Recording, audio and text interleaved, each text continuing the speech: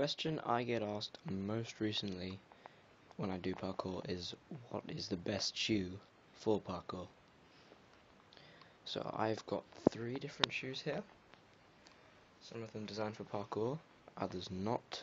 Some of them are just running shoes. But I want to sort of get this out there.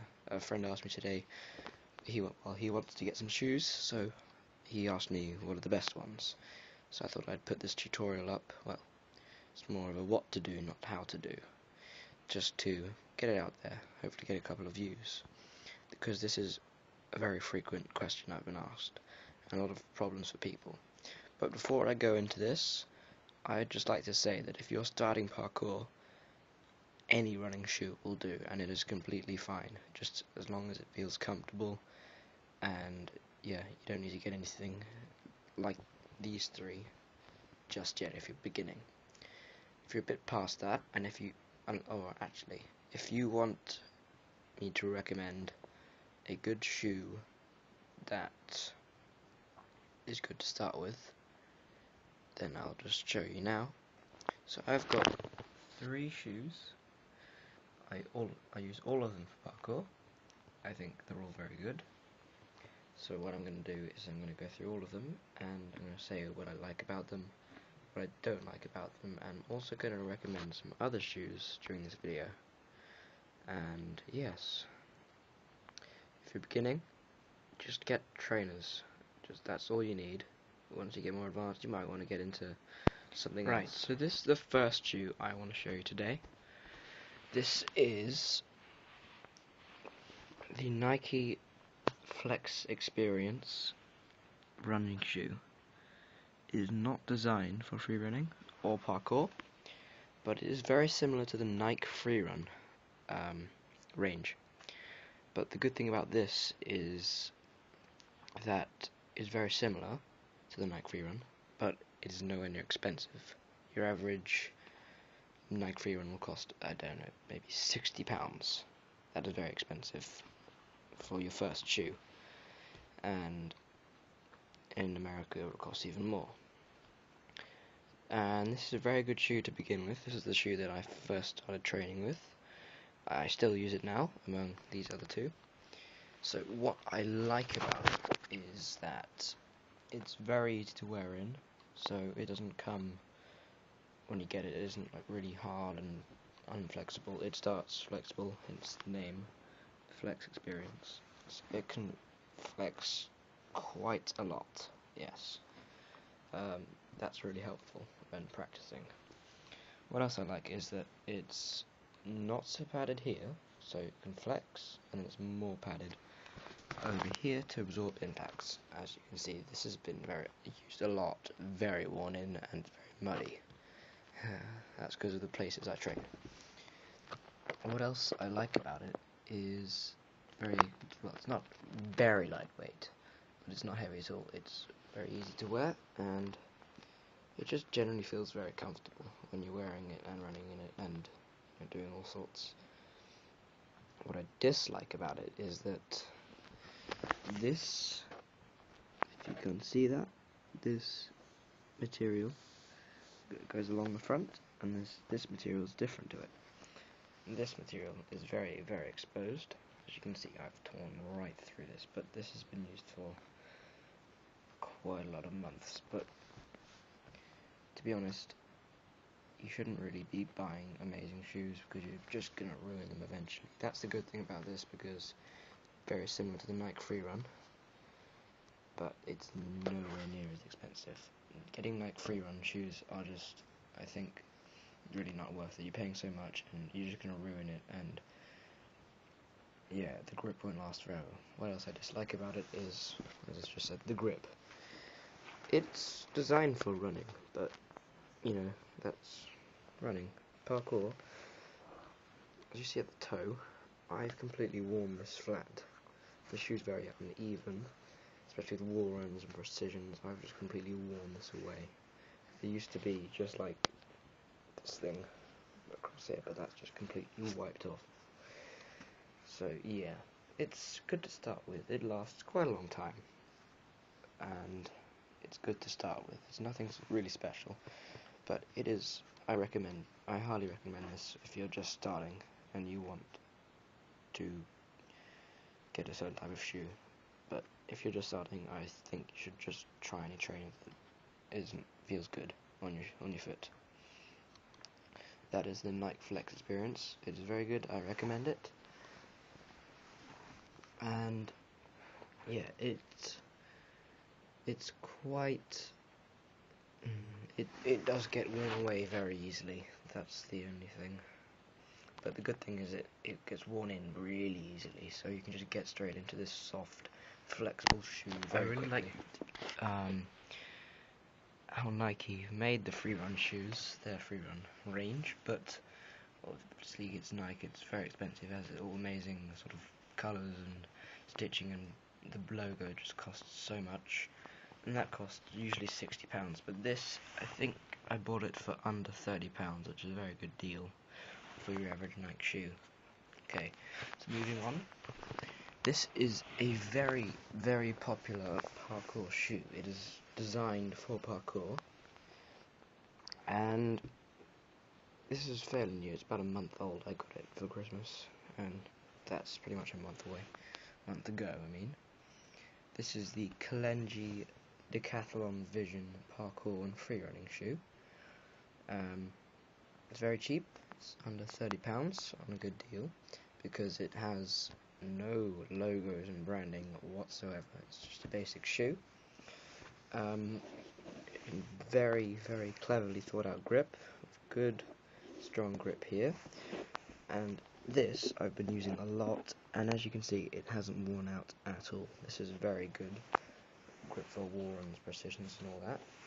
What else I like is this area here. As you can see, there's a bit of a dip. This really helps for precisions on rails. You stick right there. So that is really good, and it has lots of padding, big drops, especially around here. It's also quite padded around here as well. It doesn't feel uncomfortable at all. My main issue is that, well, to be honest, this isn't very worn in, but I can't see it being much more worn in. But it is not flexible at all. I'm really pushing on it, it barely moves. Not squishy, it's just padding. In a way, it's good. The previous Kalenjis were more flexible. They're also worth getting. These are very similar to the KO shoes by WFPF. WFPF are basically the parkour organisation, just the World Parkour and Freerunning Federation.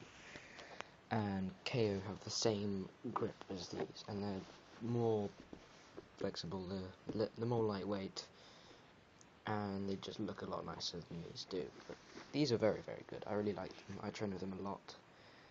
And yes, the other issue is just its weight. It's not lightweight at all. It's quite heavy, to be honest. My third and final shoe that I have here today, that I sort of seriously recommend, is, I'll just give you the label. It is the Puma Fas 300. This is sort of a fairly old shoe, because there's been a sequel to it, the Fas 500. But I suggest you completely ignore the 500. The 300, right here, is probably the best freerunning shoe I have come across. I recommend this if you're a professional. Obviously, I'm not a professional, but I have this not as a freerunning shoe, but generally, I bought this as an indoor shoe. But then I discovered that professionals use this, and I thought, oh wow, this must be, well, it is a really good shoe. What I really like about it is the way they have designed the padding layer. It is a very lightweight shoe, it's very flexible. I can't bend it as much here because of my one hand.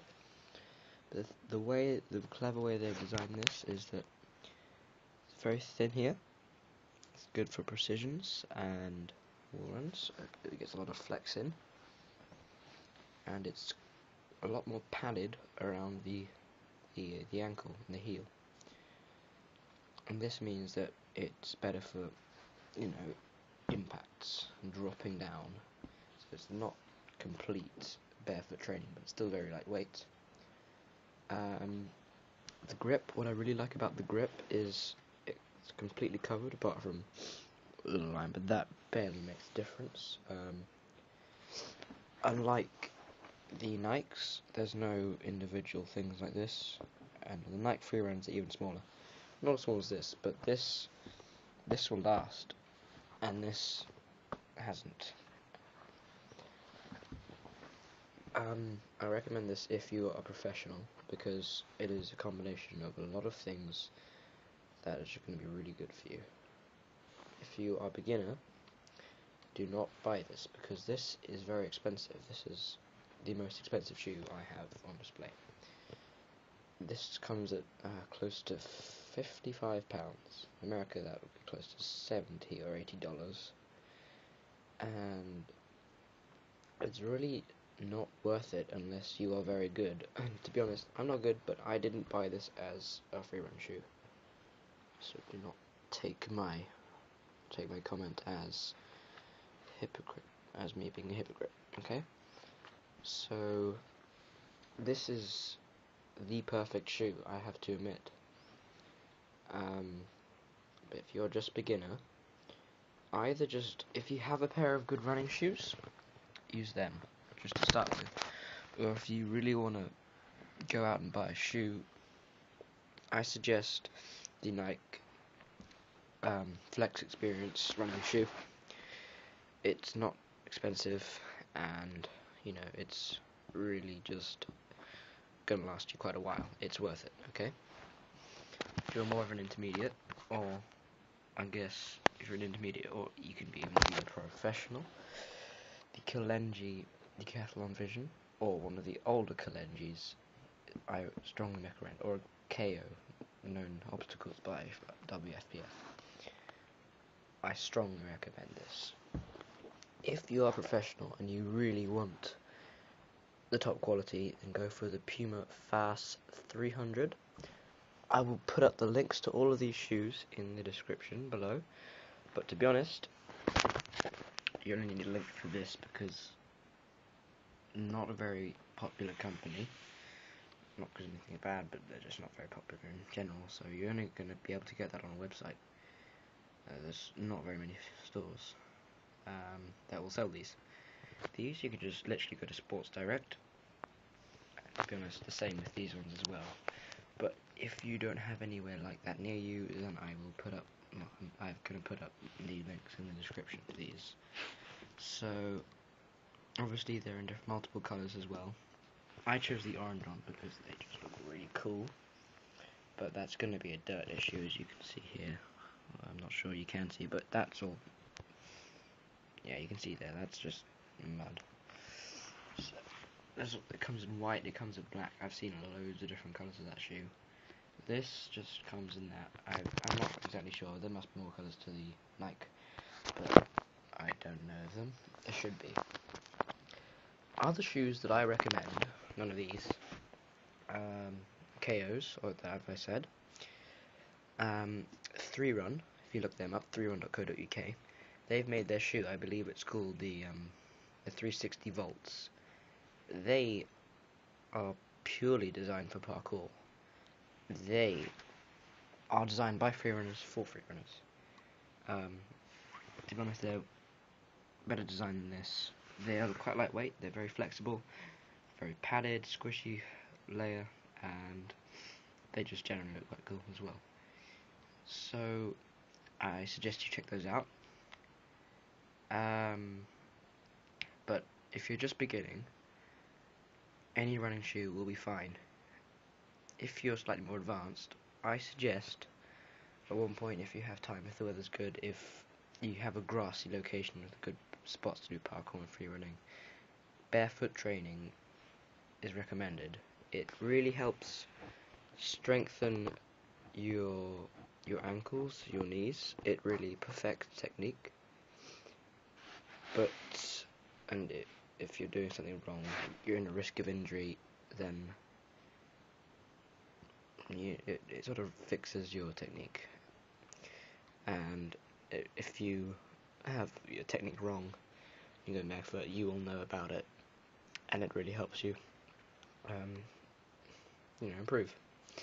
That's recommended. You can also get shoes that are really, really thin, like under a millimeter thin, and those are designed for barefoot training, but so your feet don't get very sore, because sometimes if you go on concrete it can hurt a lot.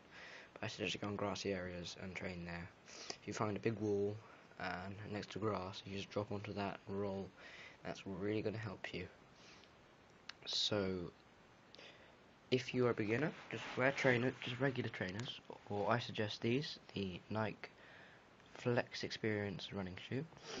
If you're an intermediate, or anyone who just wants a good parkour shoe, I recommend the Kalenji Decathlon Vision shoe, or the KO shoes by WFPF. They have the exact same underlay grip. If you're a professional or just very good, and you really want something that, the top quality shoe, go for this. It is quite expensive, but go for the Puma Fast 300. This comes at under £30. The same with this, and this will be close to £55. If you're foreign, then try and convert the currency, but I'm not exactly sure of the currency exchange. But yes, these are my favourite 3 shoes. This has been my first sort of tutorial. I'm going to be uploading some more parkour moves, how to, so a lot of people struggle, they don't have coaching like me, so I'm just going to quickly have some, sometimes short, sometimes long videos of how to do certain basic moves. As I get more advanced, I'll make more advanced tutorials of bigger things. So yes, this has been my first tutorial. Thank you for watching. Please subscribe for more if you're interested in learning. Thank you for watching.